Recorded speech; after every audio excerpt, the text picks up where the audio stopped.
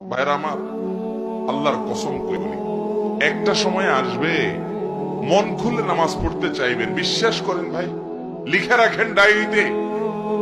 আপনাকে যদি আল্লাহ হায়াতে বাঁচিয়ে রাখেন, যুবক ভাইয়েরা, তরুণ ভাইয়েরা, একটা বয়স আসবে মনে চাইবে একটু রবকে মন খুলে সেজদা দেই, একটু লম্বা করে রুকু করি।